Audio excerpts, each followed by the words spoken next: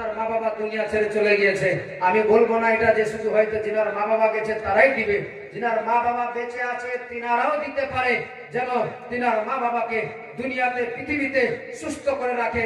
কারণ বাবা বুঝতে পারবেন না, এখন বুঝতে পারবেন তখন যার মা বাবা চলে গিয়েছে, সে জানে মা কি শব্দ আছে, বাবা কি জিনিস আছে। আজকে আমার সব রাত্রিবেলায় 7:30 নাগাদ আমার মা ফোন দিয়েছে, মায়ের সঙ্গে ফোনে কথা বলছি। আমার মাকে আমি একটাই বললাম, মা আমার কাছে তো কিছু পুঁজি নাই গো মা, একটা মাত্র শুধু পুঁজি আছে, যেটা হচ্ছে তুমি একটু তুমি আমার জন্য দোয়া করবে মা। আজকে রাত্রিতে দুটো আমার প্রোগ্রাম রয়ে আছে, 2টা স্টেজ আছে মা, তুমি ছাড়া আমার কোনো পুঁজি নাই মা, তুমি যদি দোয়া করে দাও এরকম 2টা কেন 10টা স্টেজ করতে পারবো, কোনো অসুবিধা হবে না। ভাই মা বাবা ছাড়া বড় সম্পদ কিছু নাই পৃথিবীতে। এই মা বাবা একটা বিশাল বড় সম্পদ রয়ে আছে। যে মা বাবা যার চলে গিয়েছে পৃথিবী ছেড়ে, তারা কবরের মাঝে শুয়ে আছে, তারা শুধু খালি রাস্তা চেয়ে আছে যে আমার সুসন্তানদেরকে রেখে আসলাম পৃথিবীতে, এরা আজকে আমার জন্য এই জায়গাতে কিছু মুক্ত হস্তে করলো না দান, তারা আমার জন্য দোয়া করে না। যদি সেই দোয়াটাও না হয় তাহলে গেলে সেই বাবা মা কি চাইবে আপনার জন্য বাবা? আমি বলবো আজকে শুধুমাত্র 2-5টা মিনিট মুক্ত হস্তে খোদার রাহে এই আলে নবীর প্রেম ভালোবাসা নিয়ে 200 করে টাকা 10টা লোকের মা বোনদের কাছে একটু যার কেউ যদি দিতে পারে দিয়ে পাঠান, দোয়া হবে সবার জন্য। আমি বলছি না যে আজকেই দিতে হবে, 5 দিন সময় আছে, আরো হাতে এখন 3 দিন বাকি রয়ে আছে, ইনশাআল্লাহ আপনারা দেওয়ার চেষ্টা করবেন। এক বাবাজি আমার আরো 200 টাকা করেছেন দান, মাওলা তাআলা পুরা করে তার মনের আরমান। আল্লাহ তাআলা তার মা বাবাকে দিও তুমি জান্নাতের মধ্যে স্থান, দিও জান্নাতি মেওয়া, দিও জান্নাতি খাওয়া, সকলে মিলে বলুন আল্লাহুম্মা আমিন। আমিন। একবার দুরূদ শরীফ পাঠ করেন, তারপরে আবার বক্তব্য শুনুন। আল্লাহুম্মা সাইয়্যিদানা মাওলানা মুহাম্মাদ ওয়া আলা আলি সাইয়্যিদিনা ওয়া আলা আলি সাইয়্যিদিনা মাওলানা মুহাম্মাদ আসুরা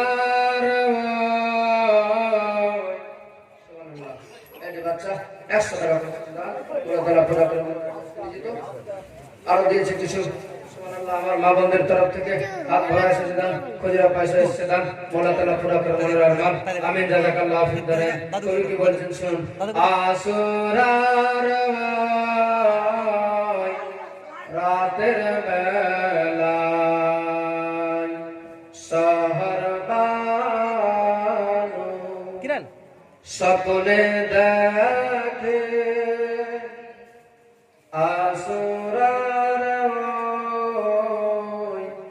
রাতের সুবহানাল্লাহ।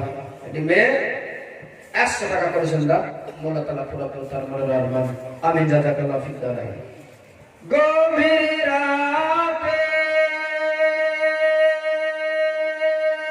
মা ফাতেমা ঝাড়ু দিচ্ছেন কারবালার ওই প্রান্তরে, বানু পরিচয় চায় ওই রাতের বেলা, শহর বানু স্বপ্নে দেখে মা ফাতেমা বলেন বানু তুমি চিনলে না আমাকে, আমি ফাতেমা তোমারি মা, আমার হুসেনের মা, শহর বানু স্বপ্নে দেখে রাতের বেলা। শোনাবো আগামীকাল ইনশাআল্লাহ। ভালো থাকবেন। আমি চেয়েছিলাম 10টা লোকের কাছে, হবে না? হবে, হবে আপনার জরুরি ইনশাআল্লাহ। এগুলো তো দিবেন না, তো দিবেন কোথায়? এই প্রেম ভালোবাসা ছাড়া কিচ্ছু হবে না, কিছুই যাবে না। বাস্তব তো এটাই, সত্যি এটাই যে নবীর প্রেম ভালোবাসায় আজকে যদি দিতে পারেন, আমার আল্লাহ বলবে, এই ফেরেশতারা, বলেছিলাম না আলামু মা লা তাআলামু, আমি যা জানি তোমরা তা জানো না। এই ফেরেশতারা, তোমরা বলছিলে না যে খোদা এই বান্দাদেরকে তৈরি করো না, এরা হানাহানি কাটাকাটি মারামারি ফাসাদ করবে। দেখো যে বান্দারা আমার নবীর খানদানের কথা শুনে সহ্য না করতে পেরে মুক্ত হস্তে দান করেছে, আর কি চাও ভাই? অতএব আমার খোদা আমার আপনার জন্য সুব্যবস্থা করে রেখেছেন, প্রতিটা রাস্তা খুলে দিয়েছেন। যে বান্দা যতই করে ধান্দা কিছু, তার সাথে সাথে বসে দিনের কথা শুনে মুক্ত হস্তে দান করো, দোয়া করো, আমি খোদা তোমার জীবনের সমস্ত পরিকল্পনা কবুল করে নেব। বলুন সুবহানাল্লাহ। আর একটি মেয়ে এসে দিয়েছে, আমি দেখতে চেয়েছিলাম মাত্র দুই 10 জনের কাছে চেয়েছিলাম, অনেকে দিয়েছে, আর 2-1 হবে না আল্লাহর বান্দা। আচ্ছা আজকে হবে না, কালকে দিবেন। আজকে একটু বলে দেন, হাতটা দেখিয়ে দেন। 200 টাকা চেয়েছিলাম। আজকে আমাদের ভিতরে দয়া আসে না গো, কারণ আমাদের গুনাহ করে করে আমাদের অন্তরটা খুব শক্ত হয়ে গেছে। ঠিক বলছি না?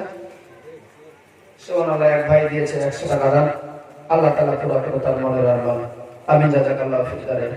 আমরা গুনাহের ভিতরে ডুবে গেছি, গুনাহের সমুদ্রে আমরা সাঁতারে আছি বলে ভালো মন্দ আমাদের চোখে খুব কম পড়ে, ভালো মন্দ আমরা পার্থক্য করতে পারি না, যার ফলে আজ আমাদের দুর্দশা। বাস্তবে এটাই যে যেই মাবুদ, যেই খোদা আজ আমাদেরকে এত কিছু দিয়েছে, আচ্ছা বলেন, খোদা যদি চাই মুহূর্তে আপনার যা ধন অর্থ আছে শেষ করে দিতে পারে? পারে না? কোটি কোটি টাকা ধন সম্পদ মুহূর্তে খোদা যদি চাই বালি করে দিবে, পারে না?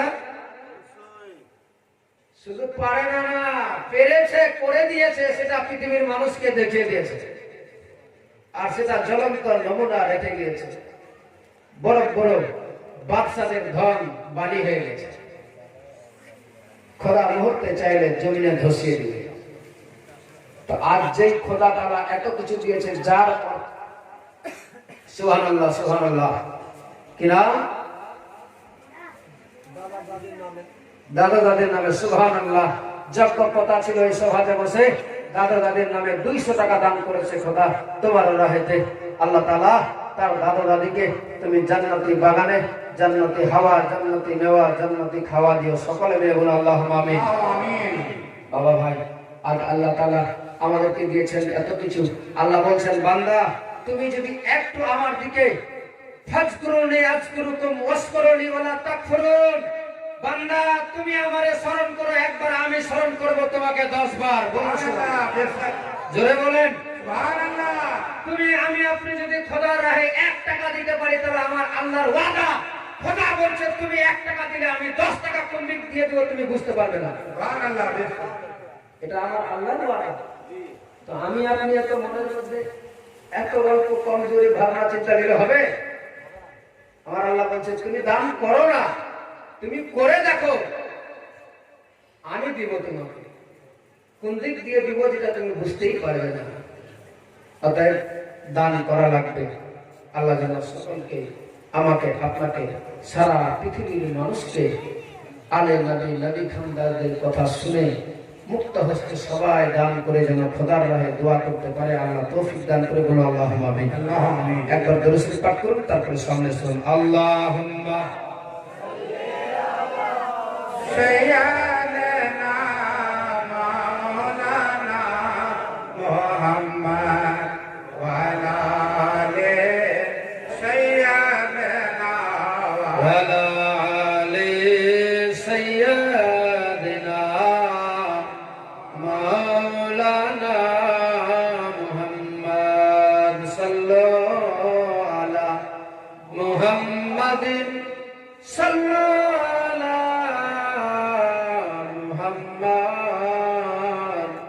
हरदम ज़ुबान से निकालो, हरदम ज़ुबान से निकालो पाक नामे मुहम्मद। अल्लाहुम्मा सल्ले अला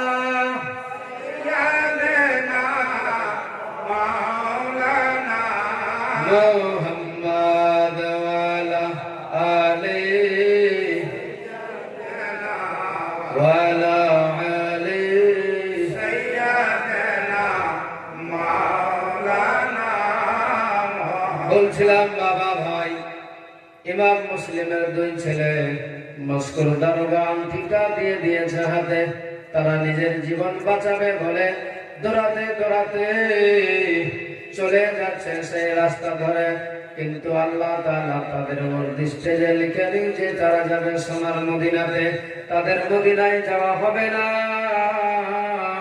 তারা সারা রাত্রি ছুটে যাচ্ছে যেতে যেতে যেতে যেতে আবার দেখুন না সকাল হতে যাচ্ছে, কিন্তু শেষ পর্যন্ত ওই কাদসিয়া নামক জায়গার গেট খুঁজে পাওয়া গেল না। সারা রাত্রি দৌড়ালো, দৌড়াতে দৌড়াতে ফজরের আজান হয়ে গেল, খরচা হয়ে আসছে, কিন্তু কাদসিয়া নামক জায়গার গেটের কাছে পৌঁছা গেল না। সকাল হয়ে যাচ্ছে ভাই, হঠাৎ করে দুই ছেলে থমকে দাঁড়িয়ে গেল, বলে ভাই রে, এখন যেতে এখন পর্যন্ত পৌঁছাতে পারলাম না কাদসিয়াতে, যদি এখন আমরা কোন জায়গায় লুকিয়ে যাই রে ভাই, তাহলে আমরা আবার সকাল বেলায় সারাদিন থাকবো এই জায়গাতে লুকিয়ে, সন্ধ্যা হবে আবার বেরিয়ে চলে যাব কাদসিয়া নামক জায়গায় গেটে। ওই জায়গায় চলে গেলে মস্কোর দারোগার যে ভাই রয়ে আছে সে আমাদেরকে সোনার মদিনায় যাওয়ার ব্যবস্থা করে দিবে। এটা শুধু ছিল তাদের মধ্যে চিন্তা ধারণা নিয়ে বলছে ভাই আর দেরি করা যাবে না, চলো তাড়াতাড়ি করে যে কোনো জায়গায় আমরা নিজের জীবনটাকে বাঁচার জন্য লুকিয়ে যাব। বেড়াদার বাবা ভাই চলে গেলেন দৌড়াতে দৌড়াতে। এক জায়গায় গিয়ে যেন দেখছে পশ্চিম দিক থেকে দেখা যায়, ডানে দেখা যায়, বামে দেখা যায়, হঠাৎ করে যেন কে যেন বলছে চলো চলো তাড়াতাড়ি করে মুসলিমের ছেলেদেরকে বের করতে হবে, তাদেরকে ধরতেই হবে, যদি ধরতে পাই তাহলে আমরা ইনাম পেয়ে যাব। সেই সময় লালটিন নিয়ে আলো নিয়ে ছুটে আসছে রাত্রিবেলায় ধরার জন্য, কারণ জেলখানায় যে মস্কোর দারোগা রেখেছিল মুসলিমের দুই ছেলেকে জেলের ভিতরে যে নাই, এই খবরটা কোথায় ছড়িয়ে গিয়েছে, যার ফলে সবাই ধরার জন্য ইনাম পাওয়ার আশায়, পয়সা পাওয়ার আশায় তারা ছুটে যাচ্ছে। সব দিক দিয়ে দৌড়াতে দৌড়াতে ইমাম মুসলিমের ছেলেদেরকে বন্দী করবে বলে ধরার জন্য ছুটে যাচ্ছে। হঠাৎ করে দুই ছেলে দাঁড়িয়ে গেল থমকে, বলে ভাই আর যাওয়া যাবে না রে ভাই রে, চলো তাড়াতাড়ি করে কোনো গাছতলায় লুকিয়ে যাই। দেখতে পাচ্ছে একটা পাহাড়ের মতো উঁচু জায়গা রয়ে আছে। দুই ছেলে নিজের জীবন বাঁচার জন্য যে জায়গাগুলোতে আপনার সুজ্ঞানে ভালোভাবে যদি আপনি থাকেন, মুসিবতে না থাকেন, তাহলে ওই সব জায়গায় যাওয়া সম্ভবপর নয়, কারণ ঝাড় জঙ্গল অনেক রয়ে আছে, সব বিচ্ছু হতে পারে সেই জায়গাতে। কিন্তু তারা নিজের জীবন বাঁচার জন্য ওই পাহাড়ের উপরে উঠে গেলেন। উপর দিকে যেমনি গিয়েছে একটা কাঁঠাল গাছ দেখা যাচ্ছে, ওই কাঁঠাল গাছের ফফরা রয়ে আছে। ফফরা বুঝেন না, অনেক গাছ থাকে একটু ফাঁকা থাকে, মাটি খেয়ে যায়, ওই ফফরার ভিতরে ঢলের মতো হয়ে গেছে। ওই জায়গায় দুটি বাচ্চা গিয়ে ঢুকে গেল। ভিতরে সাপ আছে, বিচ্ছু আছে, বাঘ আছে না কি আছে কিছু নাই তাদের জানা। তাদের মনে ভয় হলো না, তারা শুধুমাত্র করেছিল চিন্তা ধারণা এই জায়গাতে দিনটাকে কাটাতে হবে, রাত্রিবেলায় আবার বেরিয়ে চলে যাব এই জায়গা থেকে, এটাই শুধুমাত্র তাদের পরিকল্পনা ছিল। যার ফলে ওই গর্তের ভিতরে ওই গাছের গোড়ায় ঢুকে গেল। সেই জায়গায় ঢুকে আছে বাবা, আস্তে আস্তে সময় কাটছে। এবার তারা চিন্তা করছে, খোদা গো কখন সন্ধ্যা হবে যে আবার এই জায়গা থেকে আমরা বেরিয়ে যাব গো, আমরা তাড়াতাড়ি করে আমাদেরকে যেতে হবে আবার সোনার মদিনাতে। এটাই ছিল তাদের মনের বাসনা। বেরাদার বাবা ভাই, ইমাম মুসলিমের দুই ছেলেরা এবার ওই গাছের ভিতরে কঠোরের মধ্যে ঢুকে আছে। সঙ্গে সঙ্গে আস্তে আস্তে সময়টা কেটে যাচ্ছে।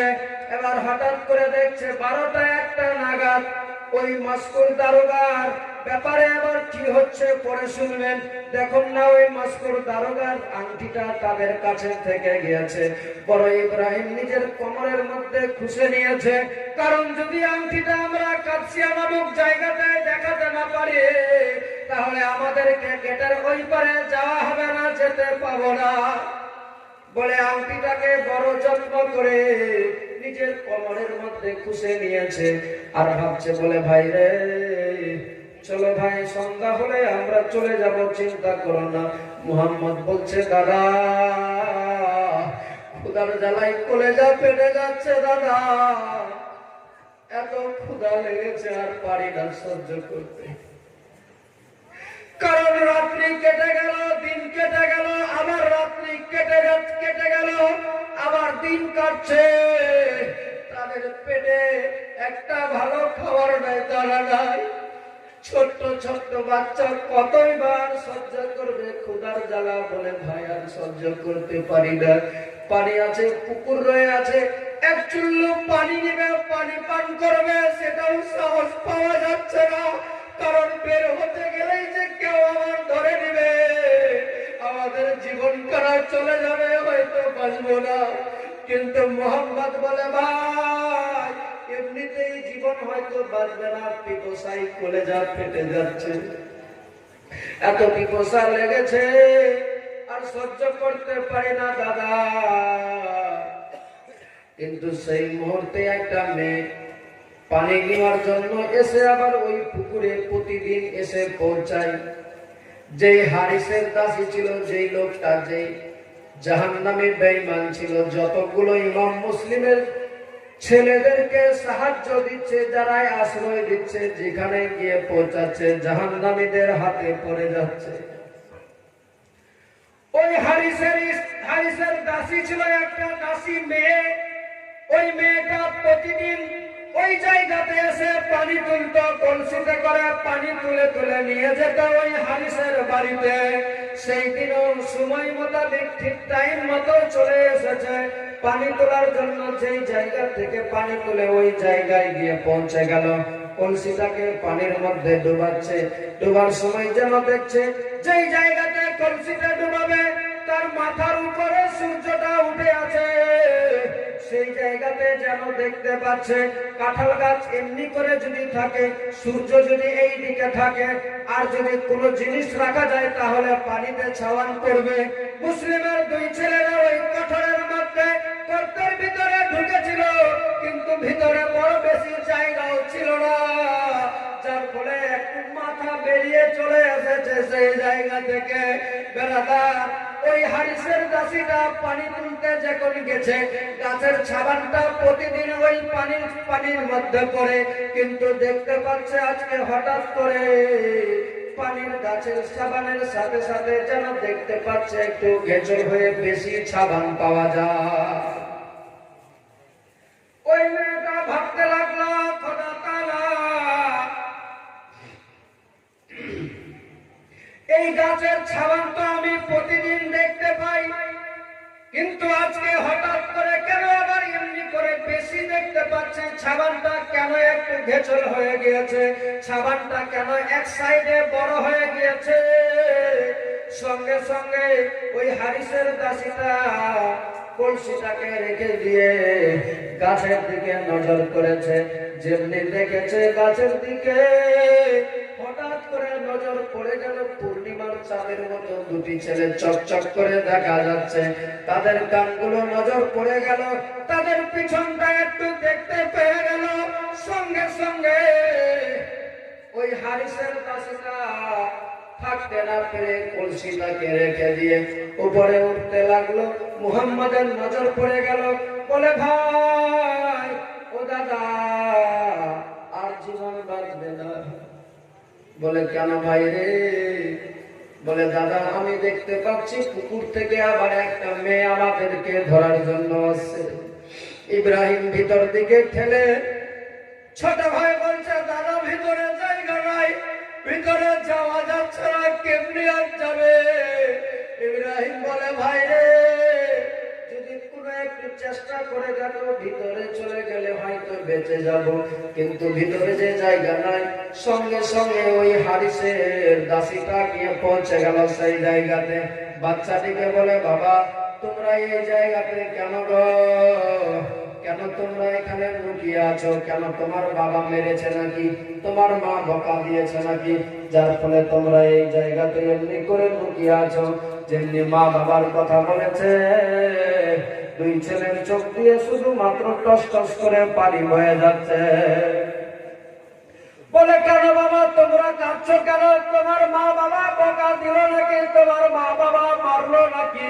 বলে, না গো, আমার মাও নাই, বাবা নাই, আমাদের কানাই দুনিয়াতে। আমরা শুধুমাত্র দুটি ভাই একা পড়ে গিয়েছি এই জায়গাতে। বলে, তোমাদের বাড়ি কোথায়? বলে, আমাদের বাড়ি বহুদূর।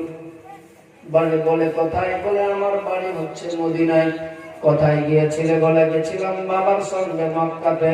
মক্কা থেকে চলে গিয়েছিলাম কুফাতে, কুফায় এসেছিলাম। আজ দেখো না, জেলখানা থেকে আমাদেরকে রিহাই করেছে। আমার নবী প্রেমিক একজন ছিল, কিন্তু দেখো আমরা মদিনায় পৌঁছাতে পারলাম না, যার কারণে এই জায়গাতে লুকিয়ে আছি গো। মা, আমাদেরকে নিয়ে যাও না, একটু সময় আমাদেরকে দাও, রাত্রি হয়ে গেলে আবার বেরিয়ে চলে যাব। বলে, বাবা রে, তোমরা চিন্তা করো না বাবা, তোমাদেরকে এই জায়গায় থাকতে হবে না। আমার এমন একজন মালিকান রয়েছে, যার বাড়িতে আমি দাসী হিসাবে থাকি। সে এত প্রেম ভক্তি আছে নবীর প্রতি, তোমাদেরকে পেলে নিজের কলেজার মধ্যে জায়গা দিয়ে দিবে। বাবা, বেরিয়ে আসো তোমরা। সেই সময় বলছিল, না মা, আমরা যাব না, না মা, আমরা যাব না। বলে, এসো না বাবা, এসো না, এসো না, তাড়াতাড়ি করে চলে আসো। কোন মায়েরই লাল গো তোরা এই গাছেরই কঠোর। ও বাবা, বেরিয়ে আসো গো, মুসলিমের ছেলেরা আসো না, তাড়াতাড়ি করে আসো গো, তাড়াতাড়ি আসো, নিয়ে যাব।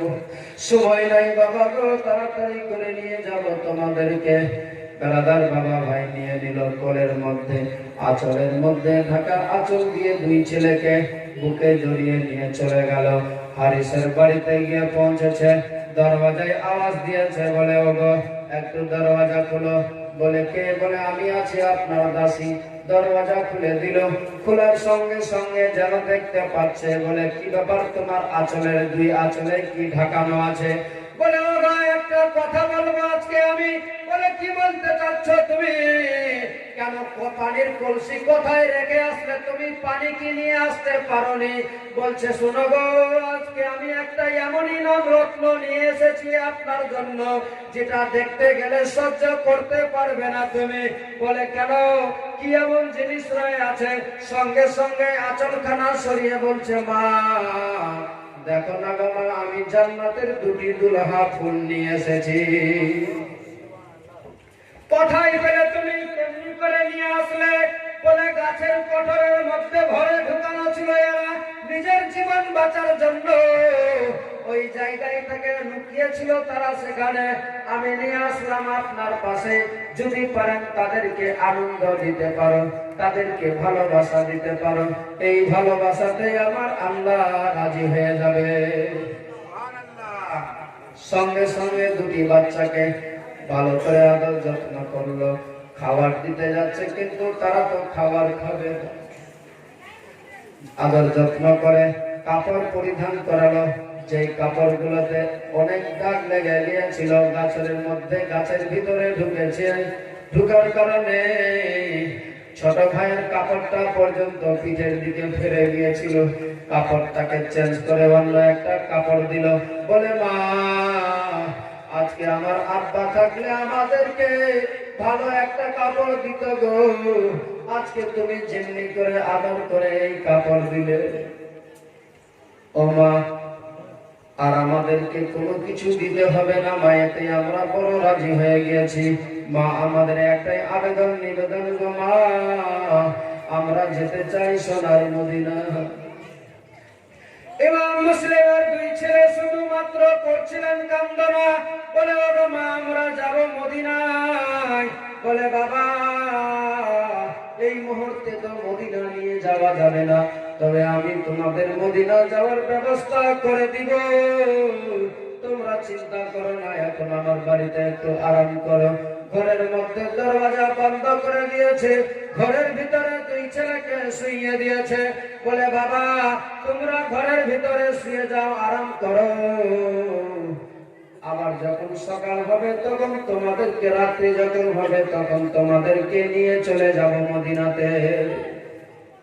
বাবা দুই ছেলেকে আদর যত্ন করে ভিতরে ঘরের মধ্যে বন্দি করে রেখেছে, যে বাবা তোমরা থাকো, দরওয়াজায় তালা নক করে দিয়েছে। আর এই হারিস বেঈমান সারাদিন খুঁজেছে।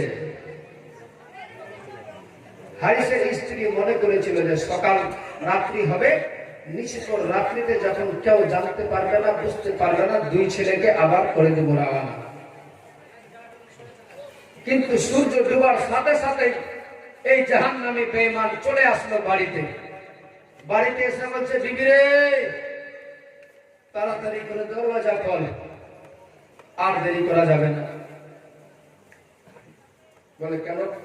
বলে এই দেখ না, যে ঘোড়াটা নিয়ে মুসলিমের দুই ছেলেকে খুঁজতে খুঁজতে পাগল হয়ে গেলাম, ঘোড়াটা পর্যন্ত মরে গেল, আজ এই অবস্থায় রয়ে আছি।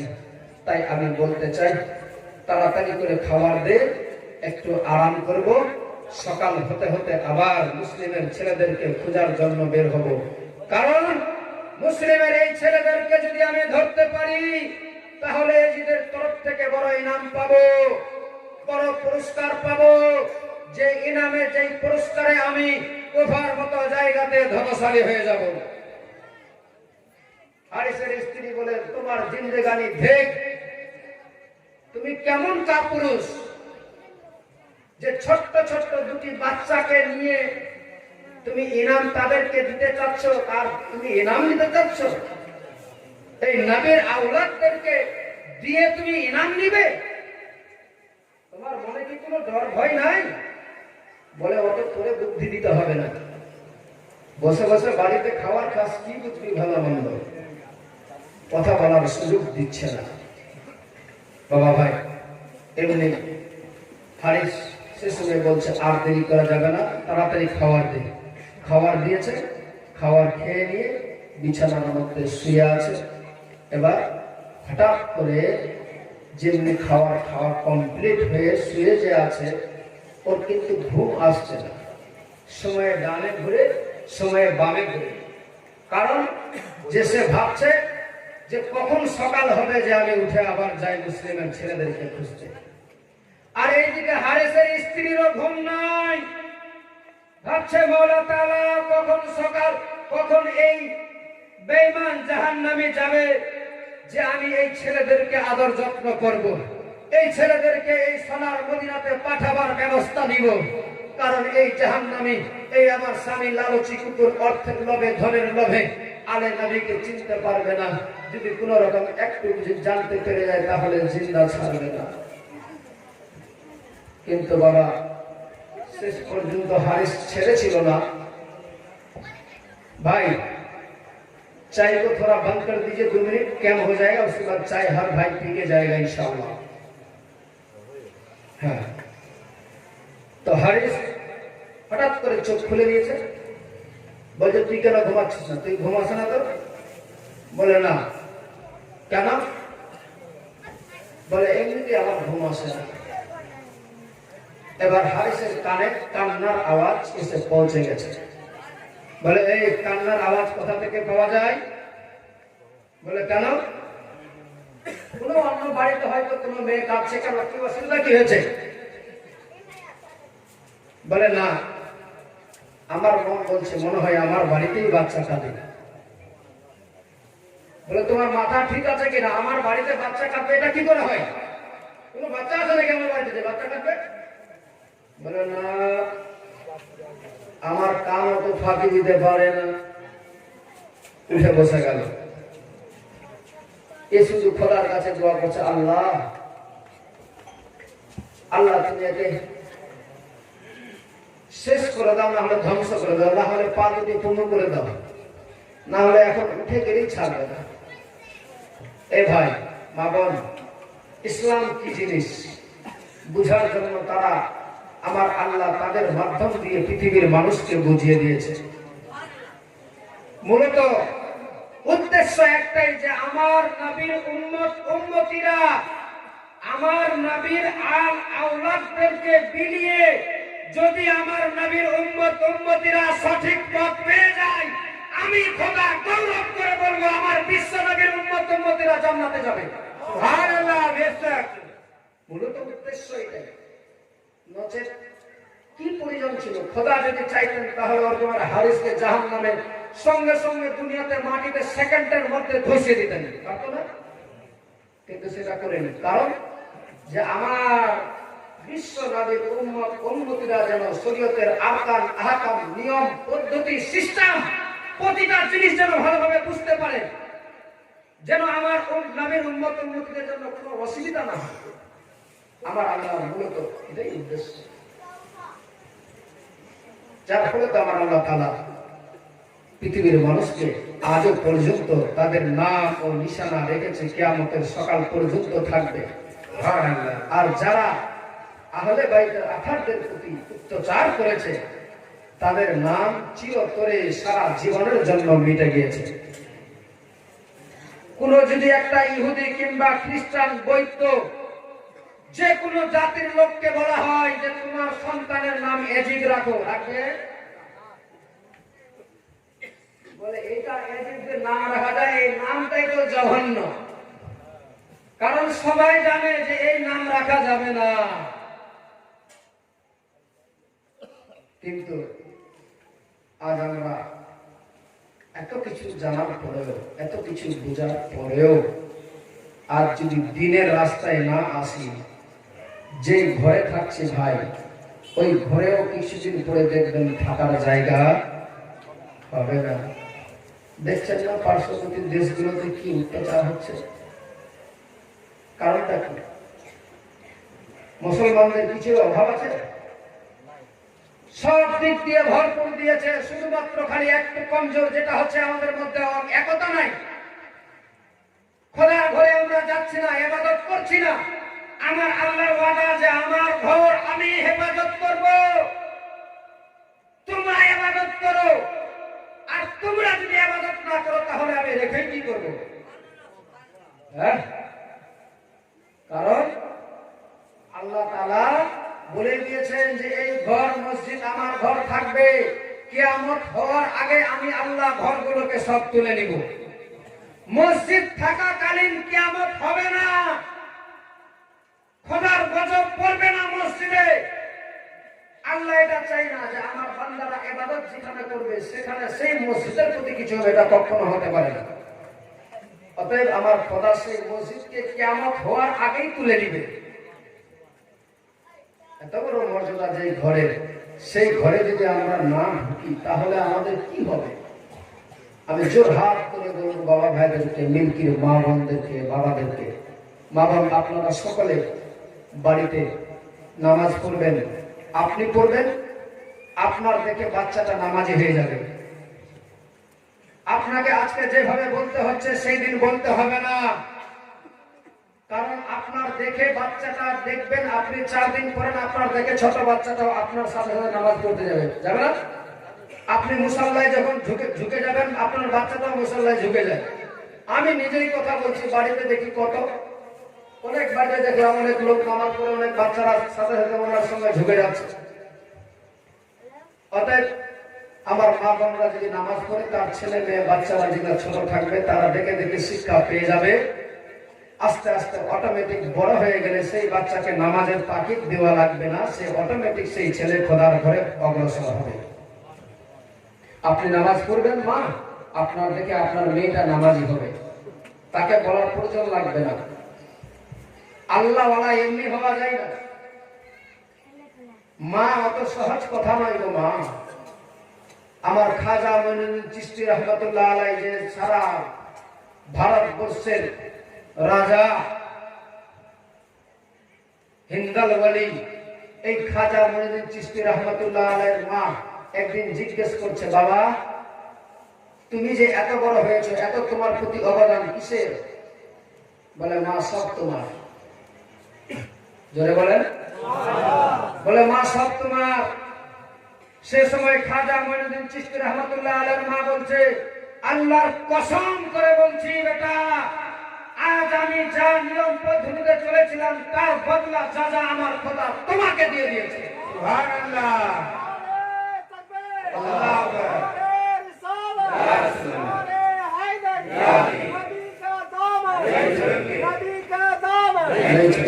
কারণ বেটা জানো, তুমি যখন আমার গর্ভে ছিলে আমি কোনদিন রাত্রি বেলায় শান্তিতে ঘুমাইনি। প্রতিটা দিন রাত্রি বেলায় খোদার রাহে, খোদার দিকে মাথাকে নত করে সিজদায় ঝুঁকে তোমার জন্য দোয়া করতেছিলাম। সুবহানাল্লাহ। মাবুদ, আমার যে সন্তান আসবে সেই সন্তানটা যেন সুসন্তান হয়, আমার যে ছেলেটা আসবে সেই ছেলে যেন আমার ভালো হয়।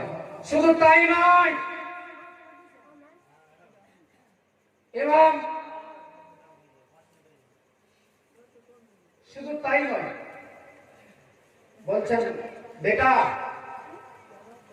তুমি যখন হয়েছিলে, যখন কি বলে আমি তোমাকে দুধ পান করাতাম, দুধ, কোনদিন আমি মা হয়ে বলছি